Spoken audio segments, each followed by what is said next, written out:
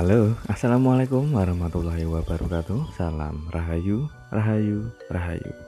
Jumpa lagi dengan saya di channel Nyuadi Seluler Tutorial. Di kesempatan kali ini saya ada servisan handphone yang tertulis kena air dan touchscreen-nya tidak bisa berfungsi. Ini adalah tipe seri Samsung J500. Setelah kita coba untuk koreksi di bagian yang tertulis sesuai kerusakan, kita coba untuk menyalakan dulu untuk mengetahui kondisi yang sebenarnya. Oke, setelah handphone saya nyalakan dan terlihat jelas kalau saat saya coba untuk sentuh atau saat saya menggeserkan layar sentuhnya itu tidak bisa sama sekali ya teman-teman. Jadi touchscreen sama sekali tidak bisa berfungsi karena disebabkan oleh kena air. Saya matikan pun tidak bisa teman-teman.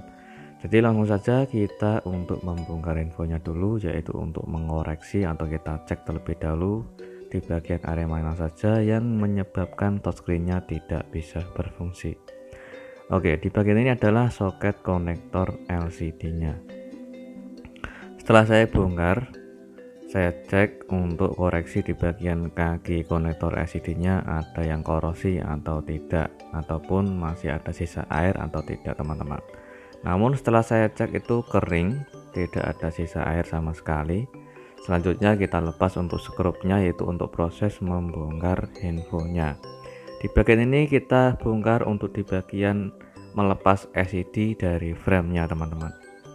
Dengan ekstra hati-hati karena saya menggunakan manual, yaitu dengan tangan kosong tanpa menggunakan alat lainnya ya teman-teman. Oke, kita cari celah seperti ini. Jika sudah mendapatkan celah seperti ini, kita angkat pelan-pelan untuk kondisi di bagian tulangan tengahnya. Oke, setelah kita bongkar untuk tulangannya, kita koreksi. Ini adalah kondisi mesinnya, ada sisa air atau tidak, kita harus cek terlebih dahulu.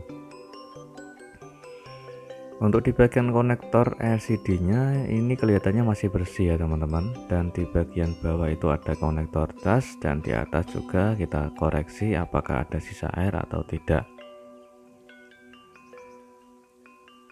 Oke, setelah kita cek untuk di bagian mesin ternyata tidak ada sisa air ya teman-teman. Ini entah kenapa kata pelanggan habis kemasukan air, tapi setelah saya cek mesinnya kondisinya kering, belum pernah kena air sama sekali ya teman-teman.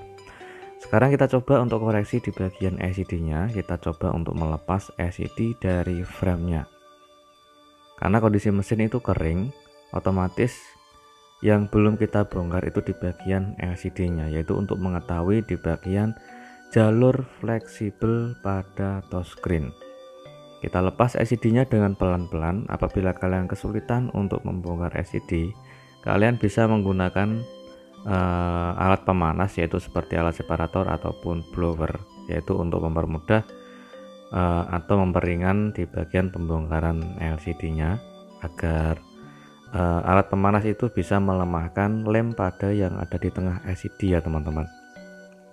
Oke, tetap harus ekstra hati-hati, yaitu untuk membongkar LCD dari tulangannya. Karena saya menggunakan manual tanpa menggunakan alat pemanas jenisnya, saya gunakan cukup menggunakan mika. Ini di tahap ini harus ekstra hati-hati karena di bagian atas ini adalah di bagian fleksibel touchscreen dan juga ada di bagian fleksibel LCD-nya. Kita angkat pelan-pelan. Apabila masih kesulitan, kita mencari celah seperti ini, yaitu untuk melepas lem yang ada di tengah LCD teman-teman.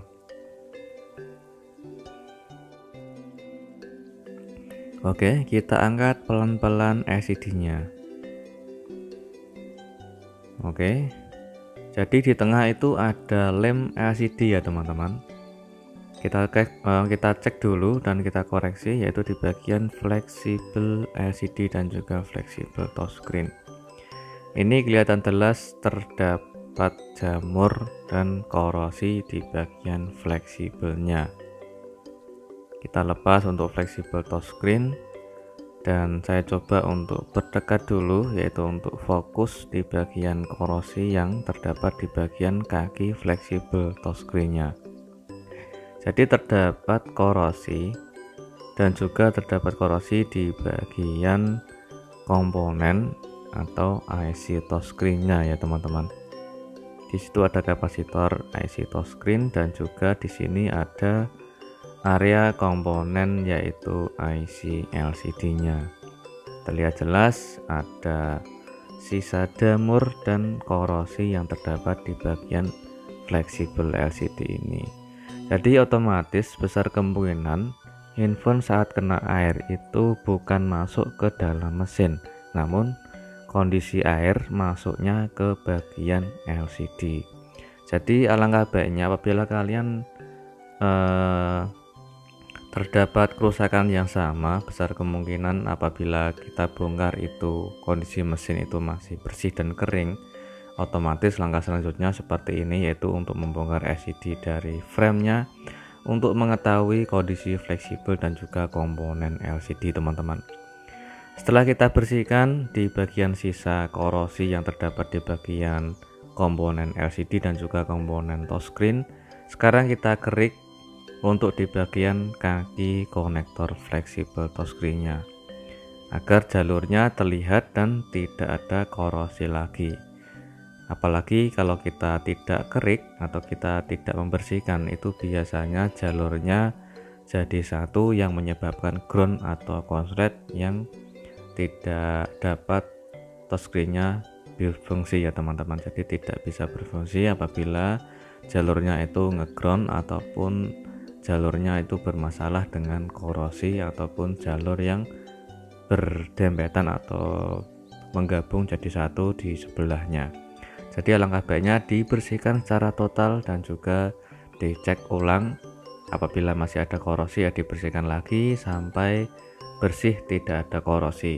Apabila masih ada jalur yang mungkin putus atau tidak, kita harus koreksi terlebih dahulu.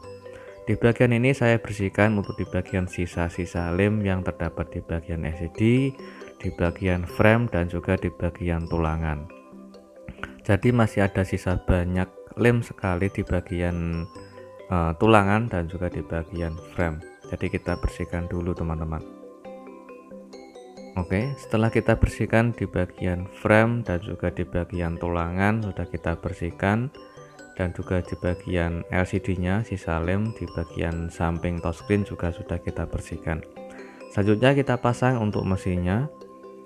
Kita bersihkan dulu di bagian lensa kamera belakang dan lensa kamera depan apabila terdapat debu ataupun kotoran.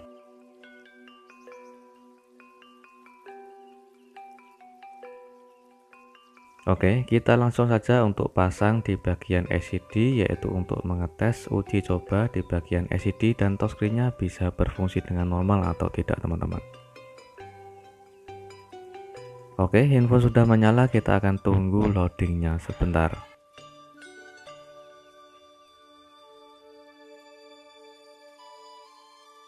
Oke, kita tes. Dan ada pergerakan untuk layar sentuh bisa disentuh akhirnya teman-teman. Alhamdulillah touchscreen-nya sekarang bisa disentuh.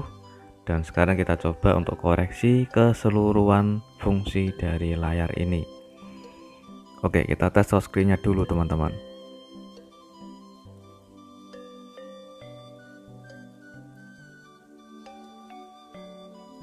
Dan alhamdulillah untuk touchscreen-nya bisa berfungsi dengan normal. Sekarang kita coba cek untuk di bagian LCD dan fungsi touchscreen-nya. Ini alhamdulillah fungsi touchscreen masih nyaman digunakan dan LCD-nya pun masih bersih dan jernih teman-teman. Jadi alhamdulillah untuk touchscreen-nya bisa berfungsi dengan normal. Selanjutnya kita coba untuk merakit infonya. Sebelum kita rakit, kita siapkan dulu untuk proses pengeliman atau kita kasih lem di bagian tulangan. Ini yang bertujuan hanya untuk merekatkan LCD agar tidak mudah lepas teman-teman. Oke, sekarang kita lepas lagi untuk di bagian LCD dari tulangan atau di bagian framenya. Selanjutnya kita siapkan solasi double tip atau solasi bolak-balik yang dikasih sedikit saja, sekitar setengah senti saja teman-teman, nggak usah terlalu tebal dan juga nggak usah terlalu banyak, yang hanya berfungsi dan hanya bertujuan untuk perekat di bagian samping saja atau di bagian tengah LCD saja. Jadi kalau kita kasih sedikit, otomatis suatu saat kalau mau dibongkar lagi itu jauh lebih mudah teman-teman. Dan yang pertama itu otomatis jangka lama untuk pemakaian apabila kita kasih double dip sedikit di bagian tengah sebagai perekat tengah, itu otomatis penggunaannya akan lebih awet. Apabila handphone sering jatuh, untuk mengurangi resiko yaitu LCD terlepas dari casingnya. Oke, setelah kita rakit semua, kita bersihkan untuk di bagian layarnya. Kita akan tes fungsi dari LCD dan touchscreen-nya ya teman-teman. Oke, ini adalah hasil akhirnya setelah kita kerjakan. Alhamdulillah untuk touchscreen-nya masih bisa berfungsi dengan normal.